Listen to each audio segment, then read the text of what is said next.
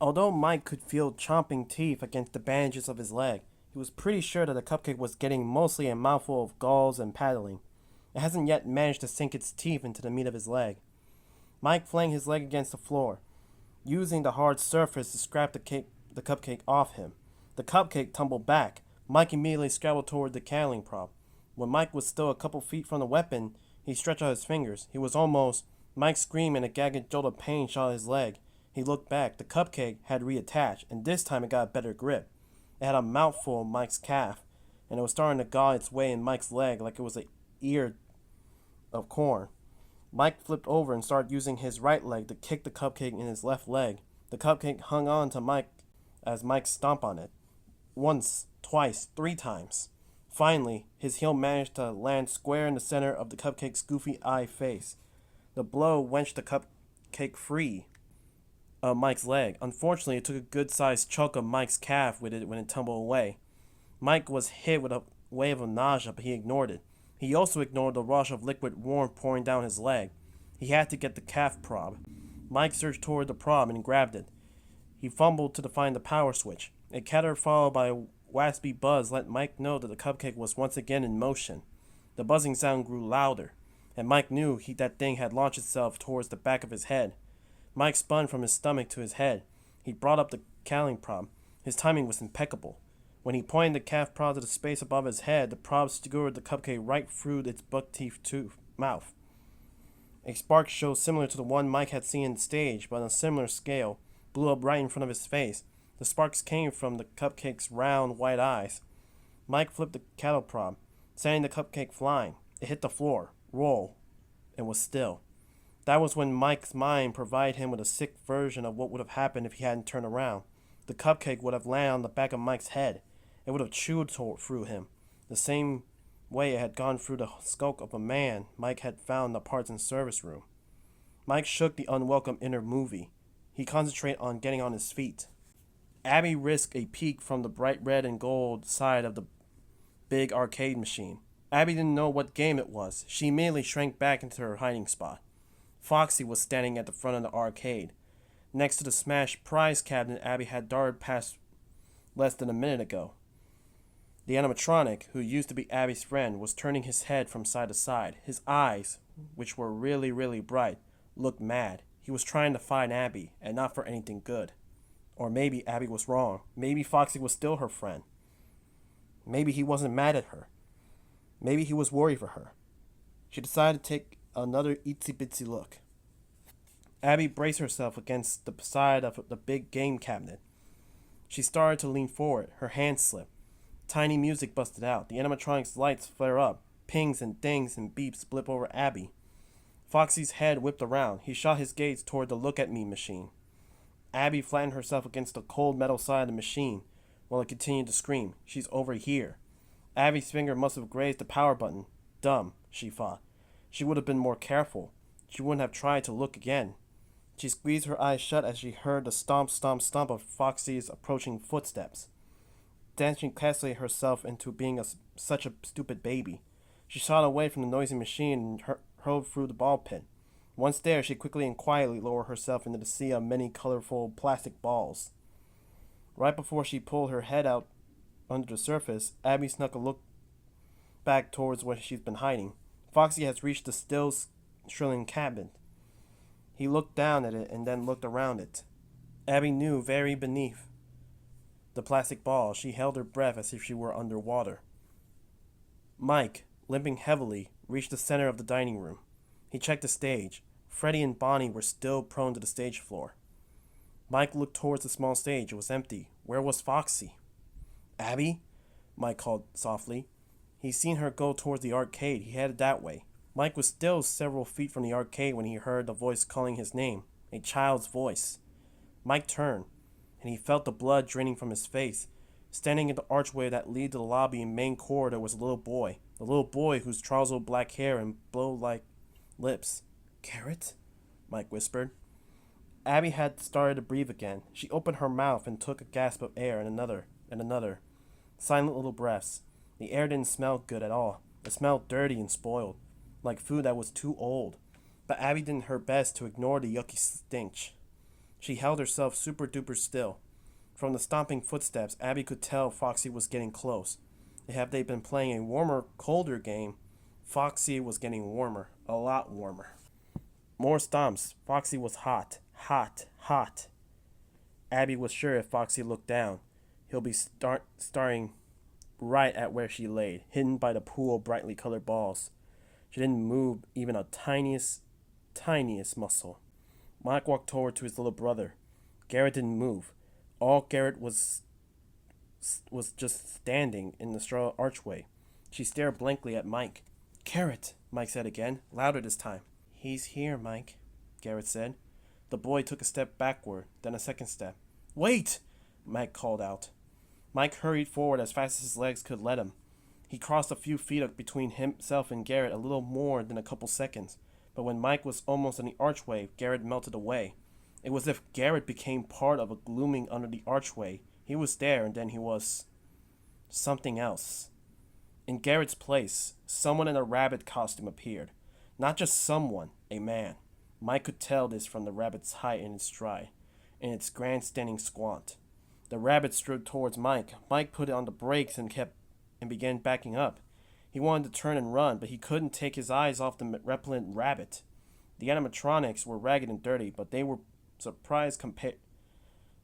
pristine compared to this atrocious costume. This rabbit suit looked like it had gone through an apocalypse. Tattered eyes drooped over cloudy eyes that were surrounded by smudge and black. The rabbit's yellow fur were molted with stains, some of which looked disturbing like blood. Its fur was torn away in jagged stripes, revealing blackened splotch underneath. But the worst part of the rabbit was that it was striding towards Mike with a filthy foot-teeth smile, spreading between broken whiskers that appeared to be pointing towards Mike at a very ill intent. Mike immediately went to the second taser gun on Vanessa's utility belt. He aimed, he fired. The charged metal prong in their mask. They landed right in the middle of the rabbit's chest. But the rabbit was unfazed. It kept coming. Mike attempted another shot, but he wasn't fast enough. The rabbit quickly closed the distance between them. Without breaking stride, the yellow rabbit ripped the taser probes off his chest. He reached Mike and swatted the taser from Mike's hand. The taser hit the floor with a clink and a clack. From the corner of his eyes, Mike saw it spin away. Before Mike could regroup, the yellow rabbit gave him a driven shove. The rabbit's strength was almost superhuman. Mike went flying backwards. His body hit part of the fort that he and Abby had built with Vanessa and the animatronics, which felt like it had happened in another lifetime. When Mike landed, he was sure he heard a crack of bone, or maybe it was just the ligament giving way. Whatever it was, it hurt. And that was just a start. As Mike crashed towards the floor, the fort above him came tumbling down. A coronet of tables dropped towards Mike like a big four-legged domino knocked into another. At the same time, as if the sheer force of the rabbit's evilness, the room was plunged into nearest darkness, and the fantastical laser light show began. Abby looked through the scimitar layer of the colored balls. Long thick stripes of lights, like neon crayons, were cutting through the air over the pit. Abby thought the lights were pretty, and she wished she could have seen them better, but she didn't move. It was a good thing she didn't, because there was something else up there, too. Abby could see the boxy shape of Foxy's head coming towards her. Groaning, Mike electrocuted himself from under the pile of tables. He could feel the cotton-warm gush of blood flowing down his leg. His calf had been bleeding since the cupcake had taken a bite out of him. He hadn't had time to do anything about it. Now the table's impact had sped up the bleeding. Mike could feel a river of blood coursing down his leg and scuttering his socks. The liquid heat wasn't confined to Mike's leg either. From the sticky wet sensation of his chest and back, he knew his other wounds were reopening too. Mike needed to move, but he couldn't seem to get himself off gear. All he could do was belly warp across the floor. Stopping to catch his breath, Mike looked forward to the yellow rabbit. He had to squint to see. The constant moving laser lights distort everything in the room. Mike had to squint to try to separate phantom shapes from real ones. Thankfully, he didn't see the rabbit. Not thankfully, though. Mike did see movement from the stage, or he thought he did. He turned his head an inch forward to get a better look. No, Mike thought when he saw that Freddy and Bonnie were back on their feet. Mike tried to get on his own feet, but he couldn't. His blood loss was worse than he thought, because the floor felt like the deck of a ship at sea. Mike tried again to push out the floor. He began to raise his upper body, and then he stopped. He found the yellow rabbit. It was coming his way. Because of the distorting laser lights, the rabbit looked like it was winking in and out of existence as it approached. It was hard to focus on. That, however, didn't prevent Mike from noticing the rabbit was pulling out from where? A huge butcher knife. Mike looked behind him. Freddy and Bonnie were still advancing towards the stage, the front of the stage. At the snake-like pace Mike was moving, it wouldn't take the animatronics long to reach him. Mike turned front again. The rabbit was closer. Mike looked left and right. A wall on one side, the tables on the other. He was cornered. Abby was barely breathing, which was a good thing. Not only did it keep her quiet, but it kept her from having to inhale the scuzzy scent of old, dusty plastic balls. The crunching, prowling surface of balls that made her, uh-oh. Abby crinkled her nose in an attempt to hold in a sneeze that tickled her nostrils, but she couldn't. Because she was trying to muffle it, Abby's sneeze came from the hiss, and it still came out. And it was still loud enough for... Strong hands came over Abby's shoulder. She felt herself being hoisted upward. Abby immediately started kicking and screaming. She tried twisting herself free, but Abby was held tight. She came out of the ball pit, and she let out another sneeze. She turned to face... Vanessa? Abby stopped fighting, and Vanessa pulled Abby the rest of her out of the pit. She helped Abby get her footing on the floor. Abby brushed herself off as she gaped at Vanessa and Foxy. Vanessa was holding the cranial probe at Abby had last seen in Mike's hand, and Foxy was on his back, jerking around like he was having a fit. Abby threw her arms around Vanessa's waist. Vanessa used her free hand to return the hug. Abby pulled back. "I don't know what's happening to our friends," she said. "I don't know why they're trying to hurt us." Vanessa knelt down in front of Abby. Vanessa's hair was loose, and all tangled around her face. She looked wild, but when she spoke, her voice was calm. "Abby, sweetheart, they're not themselves right now." Abby nodded. She felt like she was going to cry, but she didn't. Vanessa took one of Abby's hand. "Listen, Abby, there's someone here who wants to hurt us really bad. I need you to get you somewhere safe, and then I need you to go help your brother." "I can help too." Vanessa stared at to shake her head, but then her gaze went to Abby's chest. Abby frowned, looking down to see what Vanessa was looking at. She didn't see anything icky on her overalls, so what was the problem? Abby lifted her gaze to Vanessa's face. Vanessa's eyes were wide, and she took a look at the people got when they had an idea. "What?" Abby asked. "The drawings," Vanessa said. Her voice was half whispered, like she was amazed by something. She looked into Abby's eyes. "It's the drawings." Vanessa tucked the kettle probe under her arm and grabbed Abby's shoulder. "You're right, Abby," she said. "You can help." Abby made a face. "Huh?" Vanessa started talking really fast. "Your friends, they don't remember. He hurt them badly. He took their families, their love, their lives, but they don't remember." "I don't remember." Vanessa let go of Abby's shoulder. She reached out and pulled Abby's drawing pad from her overall chest pocket. "You know what happened to them," Vanessa said, "but they don't remember."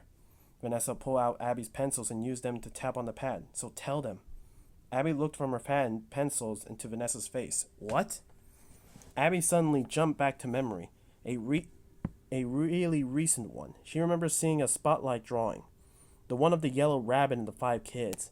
As her mind showed her the drawing again, she saw each of the kids in close-up. She saw the big smiles drawn on their faces. The memory fell away, and Abby looked at Vanessa. "The picture." Vanessa nodded, smiling. Abby reached out for her pad and pencil. "You're right. I have to help them remember."